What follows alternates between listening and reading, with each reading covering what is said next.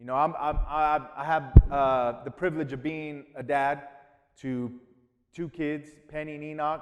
Enoch just turned 7 this last week, and Penny's 8, and they got attitudes, and and they want to throw berrinches, and you know what I mean. When they don't get their way, they get real sassy, and so there's times we say, "Hey, go to your room," and that's the final word. You could kick, you could scream, you could do whatever you want, but mom, dad said, "Hey, al cuarto," to the room, right? I don't care how you get there, that's just how you got to get there. So God was saying, this is my word. You guys are going into Babylon. You guys are going into captivity. You guys are going there.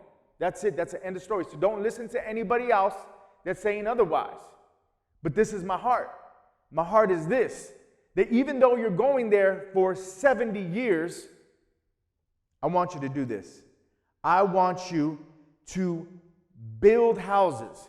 I want you to plant vineyards. I want you to eat whatever grows from that land. I want you to give your kids in marriage. I want you to grow and prosper. I want you to continue being who you are as a people. But here's this one thing. I want you to bless and pray for the well-being of this city that I am sending you into bondage. I want you to bless them. And check this out. Here's a contingency. My blessing you hangs on your ability to bless them. Your ability to integrate into life and to have a good attitude doing it, so much so that you bless that city. You are a blessing. You're not a burden to it, right? So imagine, you guys Lakers fans in here? Lakers, Dodgers, whatever. Dodgers, you guys Boston fans? Okay, let me make this point. You guys know that there's rivalries, Real Madrid and Barcelona, right?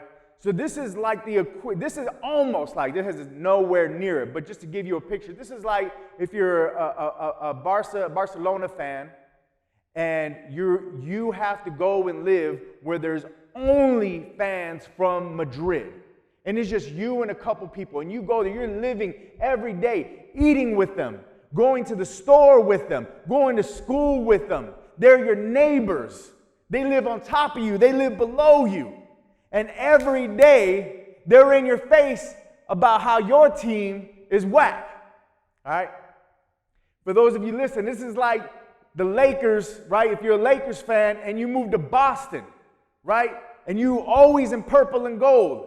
And every day they're giving you heat. They're giving you that smoke, man, to let you know that your team is garbage. And they got more titles, and they're the better dynasty or whatever. Or if you want to put it in baseball terms, this is like if you were a Dodgers fan and you living in San Francisco with all them Giants fans. And we've been there. When we were in Northern California, it was all black and orange, but we stayed true wearing that blue, baby. We represented, and we took, we took our licks, but we were still there representing where we're from, proud of it, still being a blessing, all right? No chip on our shoulders, still being a blessing, still best foot forward. Anyways, all those examples cannot compare to this example of Israel going to Babylon. Babylon was like the worst thing, like the worst trip that any Jewish person could take. It's like, well, we got to go to Babylon? Like, this is crazy. So anyways, God is saying, get comfortable. Get comfortable. Settle down. Get used to being in bondage in a place where you are the foreigner, where you are the immigrant, where you are the marginalized. Get comfortable when you become the minority. Get comfortable when people are eating, when people are eating things that are foreign to you, listening to music that is foreign to you, cooking things that the very smell is like, what is that? And it's just totally throwing you off your game. He's saying be comfortable in that. Settle down in that, because it's going to be 70 years. 70 years is like I get married, have kids, and then my kids have kids, and I see my grandkids. That's how long that is. That's a whole lifetime. And God is saying, pray for the welfare of these people.